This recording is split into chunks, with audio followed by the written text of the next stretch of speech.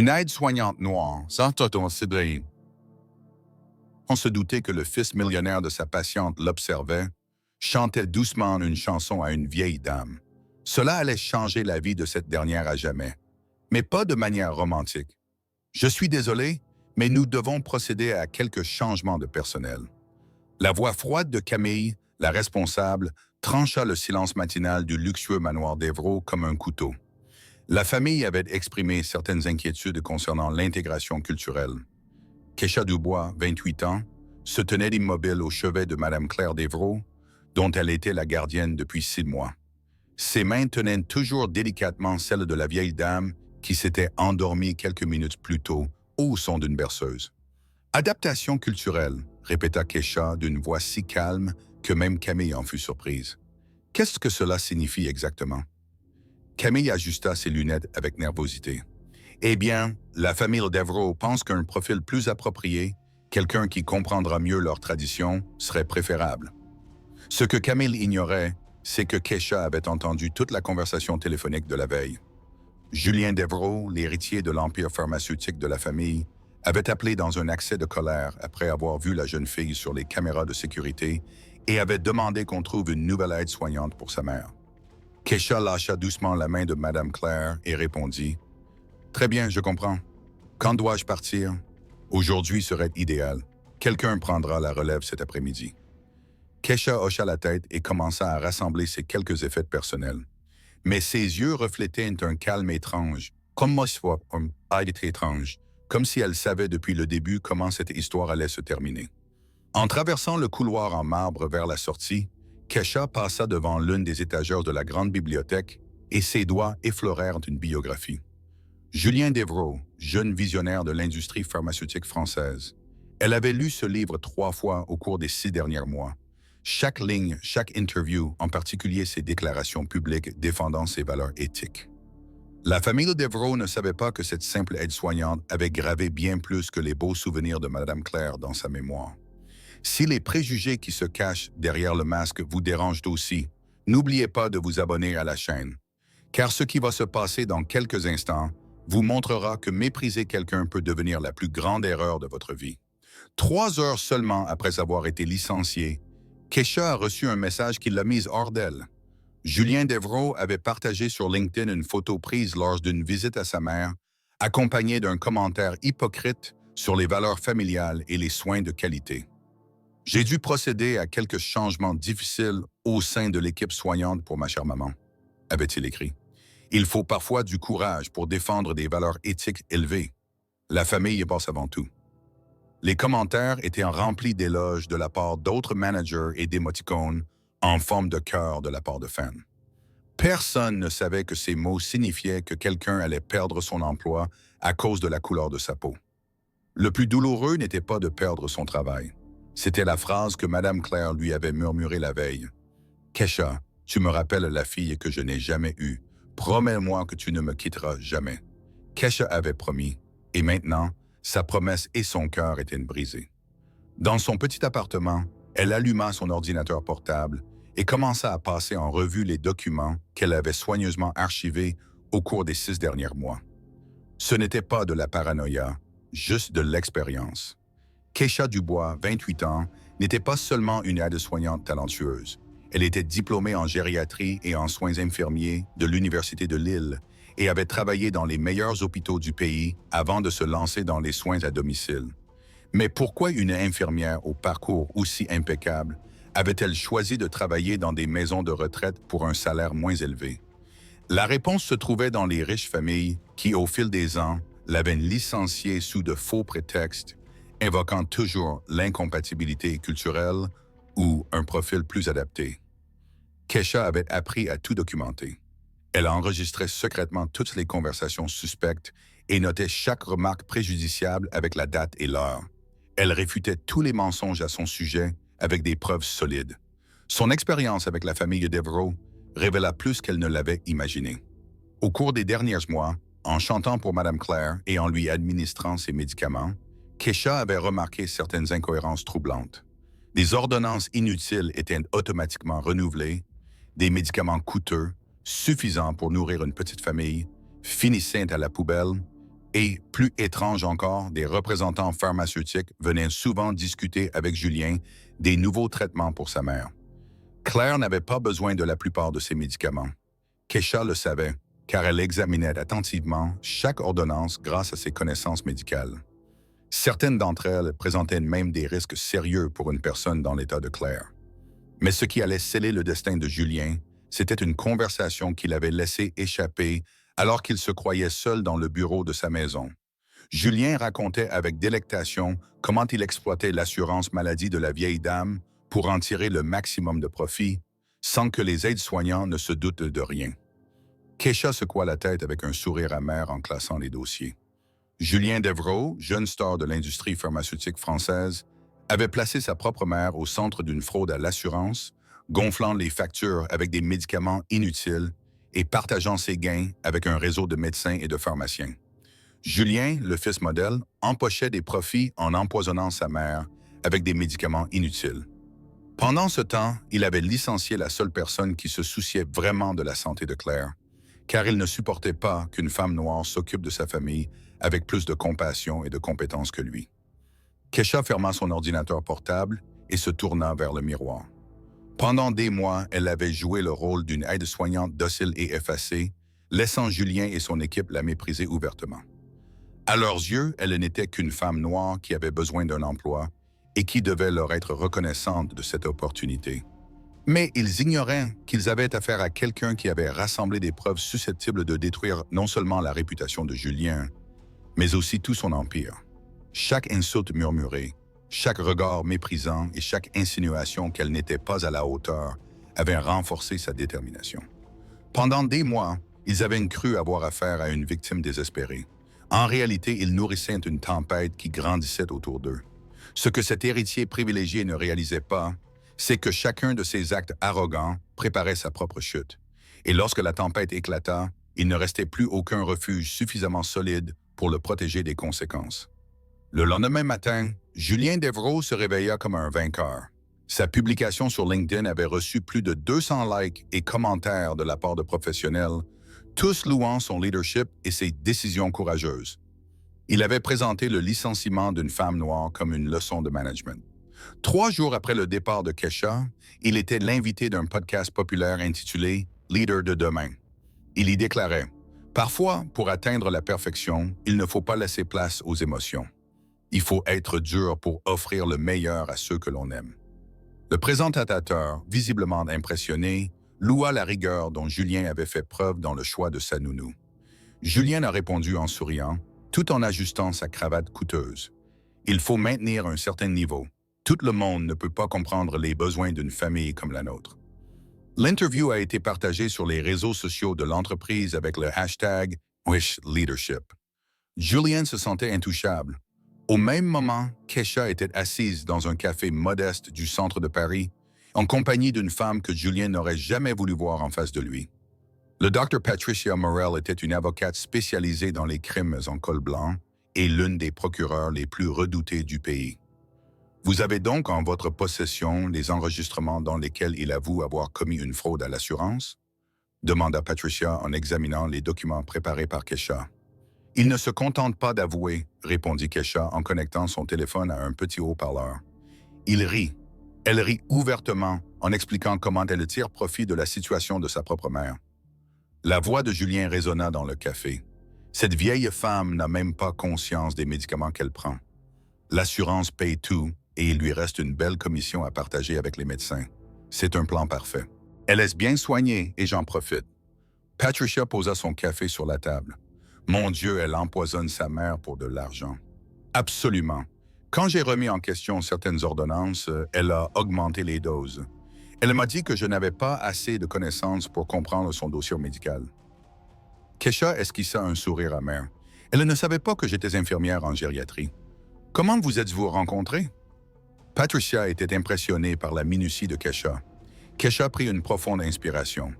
Ma sœur, Jennifer Morel, a travaillé comme détective dans votre bureau il y a 3 ans.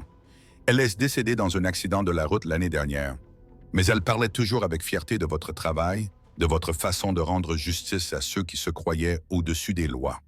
Patricia plissa les yeux. Jennifer Morel était votre sœur? C'était l'une des meilleures détectives que j'ai connues. Elle avait un talent extraordinaire pour démasquer les escrocs. Elle m'a beaucoup appris sur la collecte de preuves, dit Kesha. Elle me disait que j'aurais peut-être un jour besoin de ses compétences. Elle ouvrit son classeur, organisé à l'aide de trombones colorés. C'est pourquoi j'ai tout documenté pendant 6 mois avant d'être licencié. J'attendais le jour où je pourrais montrer le vrai visage de cette famille. Patricia feuilleta attentivement les documents, des photocopies d'ordonnances, des tableaux récapitulatifs des frais médicaux, des registres de consultations médicales inutiles, des transcriptions de conversations entre Julien et des représentants pharmaceutiques, et même des photos prises en secret lors de réunions suspectes dans son bureau à domicile. C'est un travail d'enquête remarquable, murmura Patricia. Cela pourrait couler non seulement Julien, mais aussi les médecins et pharmaciens qui ont collaboré avec lui. Il y a plus, dit Kesha en ouvrant son ordinateur portable. Julien n'est pas seulement un héritier gâté. Il prévoit d'étendre cette escroquerie qu'il mène par l'intermédiaire de sa mère à sa nouvelle société de soins privés. L'écran affiche des communications internes de la société de Julien, des plans d'affaires visant à maximiser les profits dans le domaine des soins aux personnes âgées, ainsi que des présentations aux investisseurs sur la manière d'optimiser le retour sur investissement grâce à des traitements de longue durée. Les yeux de Patricia s'écarquillèrent. « Comment as-tu obtenu tout ça? » Kesha répondit calmement. « J'ai vécu chez lui pendant 6 mois. Il me considérait comme un meuble, une femme noire qui ne comprenait rien au système. Il laissait son ordinateur allumé, discutait de travail devant moi, comme si je n'étais pas là. » Kesha sourit légèrement. L'invisibilité, lorsqu'elle est bien utilisée, est un pouvoir immense. Julien ne voyait que ce qu'il voulait voir. Pour Julien, j'étais une aide-soignante sans formation qui devait être reconnaissante de travailler chez lui. Il n'aurait jamais imaginé qu'une femme comme moi puisse comprendre les termes médicaux, les lois sur les assurances ou les documents professionnels. Patricia sourit légèrement. « Tu sais que ça va complètement ruiner sa vie, n'est-ce pas? Ce n'est pas seulement une affaire judiciaire. C'est un crime fédéral. Il risque des dizaines d'années de prison. »« Je sais, » dit Kesha calmement. « Mais avant, je veux qu'il ressente ce qu'il m'a fait ressentir quand il m'a jugé incapable. Il doit comprendre qu'il a sous-estimé la mauvaise personne. Comment comptez-vous vous y prendre? » Kesha ouvrit le dernier dossier. Il contenait les transcriptions des dernières interviews de Julien. Il y avait également des extraits de son podcast diffusé sur une radio nationale dans lequel il tenait des propos racistes. « Tout d'abord, nous allons révéler sa véritable nature à travers ses propres mots, dit-elle. Elle montra ensuite les preuves. Ensuite, nous raconterons au monde entier ce qu'il a fait à sa mère. » Patricia lui tendit la main. « Jennifer serait fière de toi. Quand commençons-nous? » « Nous avons déjà commencé, » répondit Kesha en serrant la main de l'avocate. « Julien pense qu'il célèbre sa victoire. En réalité, il vient de signer son arrêt de mort professionnel. En quittant le café, les 2 femmes savaient à quel point Julien avait célébré trop tôt. Cet héritier qui se voyait au centre de tout avait sous-estimé non seulement une infirmière, mais aussi le puissant système qui la soutenait. Julien pensait que se débarrasser de Kesha résoudrait tous ses problèmes. Mais sans s'en rendre compte, il avait créé une tempête qui, après l'avoir suivi pendant des mois, était désormais prête à transformer son arrogance en une chute vertigineuse. Julien Devereaux s'était réveillé ce lundi matin avec le sentiment d'être au sommet. Son podcast était devenu viral, les invitations à donner des conférences dans des universités et les propositions de partenariat affluaient. Il avait présenté sa décision de licencier une aide-soignante comme un exemple de sa vision du management, jusqu'à ce que son téléphone sonne à 7h45. « Monsieur Devereaux, je suis l'agent Diane Marchand du service des crimes financiers. J'aimerais discuter avec vous de certaines irrégularités concernant votre entreprise pharmaceutique. Pouvons-nous vous parler ce matin? » Julien faillit renverser son café. « Pardon? Crimes financiers? Il doit y avoir une erreur. »« Non, monsieur, » répondit la voix. « Il n'y a aucune erreur. Nous menons une enquête sur un réseau de fraude organisé dans le système d'assurance maladie. Votre nom m'apparaît dans plusieurs documents. » Julien était sous le choc quand son assistante Caroline fit irruption dans le bureau, le visage blême. « Monsieur Devereaux, vous devez voir ça immédiatement. C'est très urgent. » Caroline alluma la télévision sur la chaîne d'information locale. Le présentateur parlait d'une affaire de fraude portant sur plusieurs millions d'euros qui ébranlait le système de santé français. Des documents obtenus par notre chaîne ont révélé l'existence d'un vaste réseau frauduleux mis en place par l'héritier d'une grande entreprise pharmaceutique qui aurait utilisé sa propre mère âgée comme cobaye afin de gonfler le prix de ses médicaments. La photo de Julien apparut à l'écran. « Mon Dieu », murmura Julien en sentant ses genoux trembler. « Comment ont-ils fait ça ?» Caroline désigna l'écran de l'ordinateur. « Monsieur, regardez la page d'accueil de la société. » Le site officiel de Devro Pharma avait été piraté. À la place du logo élégant, un grand bandeau indiquait « Cette société est entre les mains d'un criminel.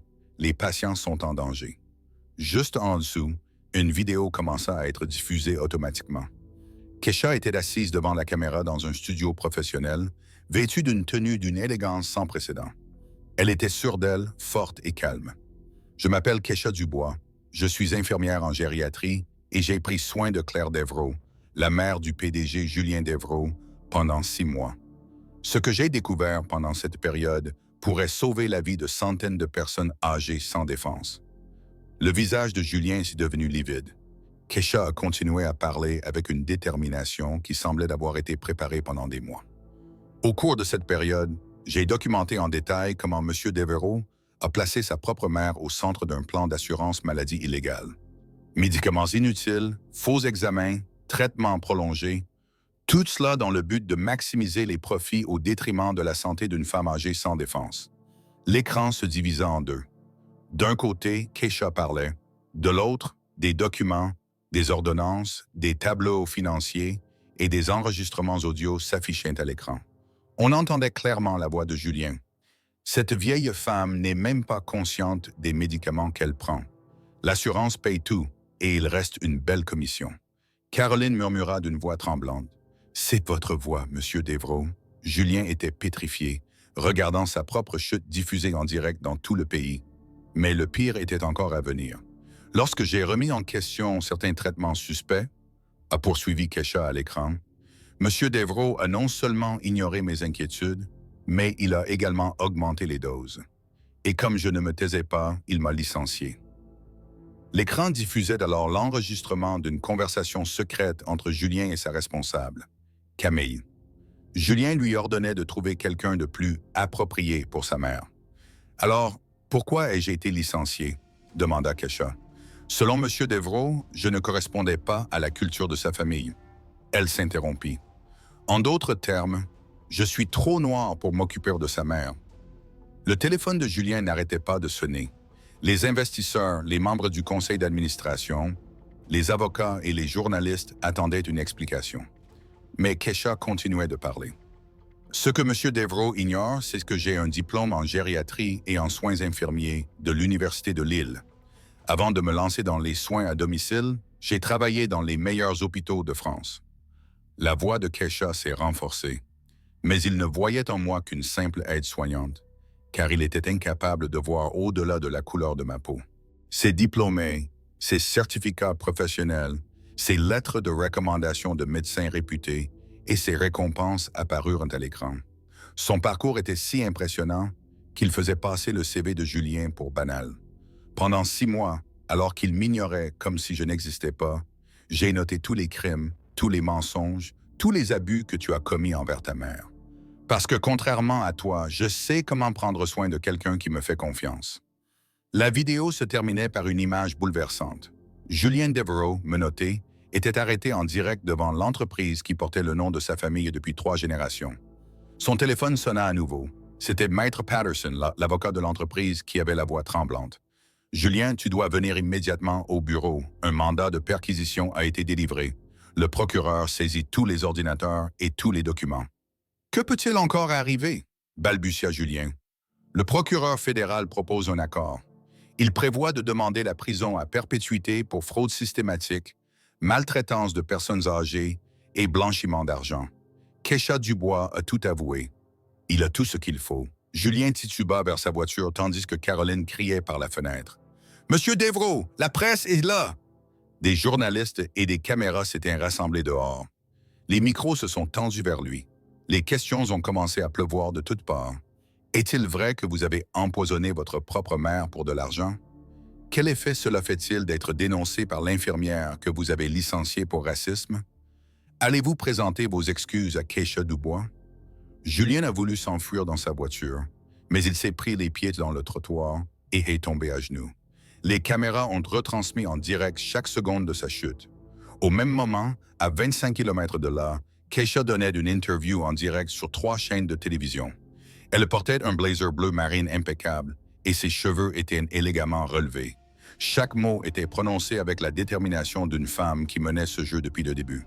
« Je n'ai pas fait cela par vengeance », dit-elle d'une voix calme en regardant directement la caméra. « Je l'ai faite pour Madame Claire, qui a vraiment besoin de soins et qui ne devrait pas être utilisée comme un moyen de gagner de l'argent. Je l'ai fait pour toutes les personnes âgées victimes de ces escroqueries.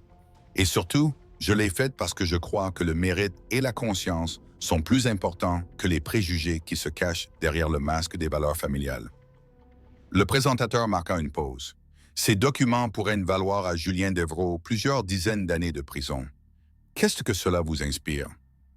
Keisha hésita et choisit ses mots avec soin. « Je me sens comme une infirmière qui a enfin réussi à protéger son patient, dit-elle. Monsieur Devrault pensait pouvoir me jeter comme un déchet simplement à cause de la couleur de ma peau. Mais il a appris à ses dépens qu'il avait sous-estimé la mauvaise personne. Alors que Julien, menotté, était escorté parmi les journalistes qui criaient, une seule question résonnait dans l'esprit de Keisha. Comment une simple infirmière noire avait-elle pu détruire son empire en quelques heures seulement? Mais peut-être que la bonne question était la suivante. Si vous avez tout le pouvoir et tous les privilèges, mais que vous n'avez ni caractère ni compassion, combien de temps faudrait-il à quelqu'un comme Keisha Dubois pour prouver que le véritable pouvoir ne vient pas des privilèges, mais du courage de faire ce qui est juste, quel qu'en soit le prix? 6 mois après la chute spectaculaire de Julien Devrault, Keisha était assise dans son nouveau bureau, au 22e étage d'un immeuble du centre-ville de Paris. Tout en regardant la rue bondée depuis la baie vitrée, elle remarqua la plaque sur la porte. Keisha Dubois, infirmière diplômée, directrice qualité et conformité, Merci Santé France. L'enquête qu'elle avait lancée avait eu un retentissement national. L'affaire Devrault-Dubois était étudiée dans les facultés de droit comme un exemple de la manière dont la collecte de documents avait permis de démanteler des réseaux criminels complexes. 3 universités lui avaient proposé une bourse complète pour un master en gestion hospitalière. Le téléphone sonna. C'était son avocate personnelle et amie proche, le docteur Patricia Morel. « Keisha, j'ai des nouvelles de Julien, » dit Patricia, la voix empreinte d'une satisfaction tranquille, celle que procure la justice. Le verdict a été rendu aujourd'hui. 22 ans de prison fédérale, 15 millions d'euros d'amende et de dommages et intérêts. Devrault Pharma a été vendu pour rembourser ses dettes. Il a tout perdu. Keisha ferma les yeux un instant. « Et Madame Claire, elle va bien ?» répondit Patricia en souriant. Depuis qu'on lui a retiré les médicaments inutiles, elle a retrouvé la clarté mentale et la mobilité que les médecins pensaient perdues à jamais. Grâce à l'argent récupéré grâce à la fraude, elle est désormais dans un centre de soins de premier ordre et demande toujours de vos nouvelles, dit Patricia. Keisha sourit sincèrement pour la première fois depuis des mois. Je vais lui rendre visite demain.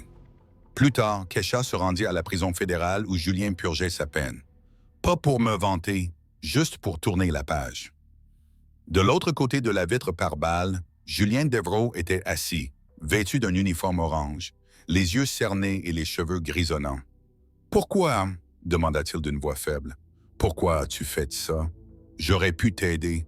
Une promotion, un meilleur salaire. » Keisha le regarda longuement. « Julien, tu ne comprends toujours pas, n'est-ce pas? Cela n'a jamais été une question d'argent ou de statut. C'était une question d'honneur. Il s'agissait d'accepter que le talent et le caractère n'ont pas de couleur. » Julien baissa la tête. « Je ne voulais pas faire de mal à ma mère. » L'argent n'était que de l'argent. Keisha répondit d'une voix ferme. « Mais tu lui as fait du mal. Et quand j'ai essayé de la protéger, tu n'as pas pu accepter qu'une femme noire puisse mieux s'occuper de ta famille que toi. C'est pour ça que tu m'as viré. » Julien resta silencieux.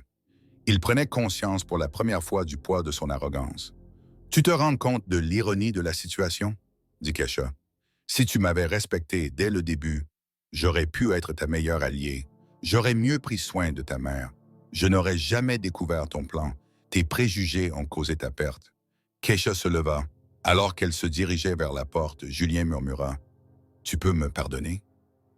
Keisha s'arrêta. « Julien, je t'ai pardonné il y a des mois, parce que nourrir ta colère te donnait un pouvoir que tu ne méritais pas sur ma vie. J'ai préféré utiliser mon énergie pour construire quelque chose de mieux. » 3 semaines plus tard, Keisha se trouvait sur la scène principale de la Conférence nationale des infirmières. Elle a reçu le prix Défenseur de l'année pour avoir eu le courage de dénoncer les abus envers les personnes âgées. 3000 professionnels de santé l'ont applaudi debout pendant 5 minutes. Elle s'est approchée du micro.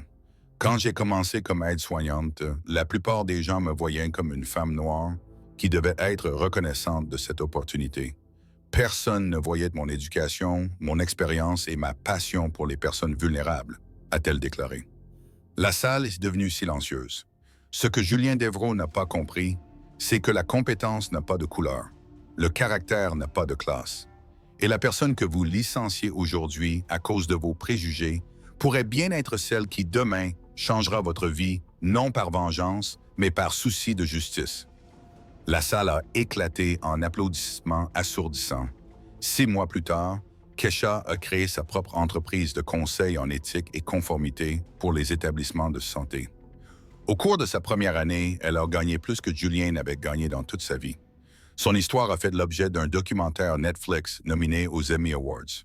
Aujourd'hui âgée de 82 ans et en excellente santé, Claire Devereaux est devenue la première cliente VIP de Keisha, non pas parce qu'elle avait besoin de soins particuliers, mais parce qu'elle voulait investir toute sa fortune dans l'entreprise de Keisha.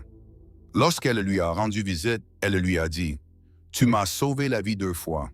La première fois en me protégeant de mon propre fils. La deuxième fois en montrant que défendre ce qui est juste a toujours un sens, quoi qu'il arrive. » Keisha a regardé par la fenêtre de son bureau les rues animées de Paris. 1 an plus tôt, elle était considérée comme une simple aide-soignante qui savait rester à sa place. Aujourd'hui, elle était une figure de proue de l'éthique médicale dans tout le pays.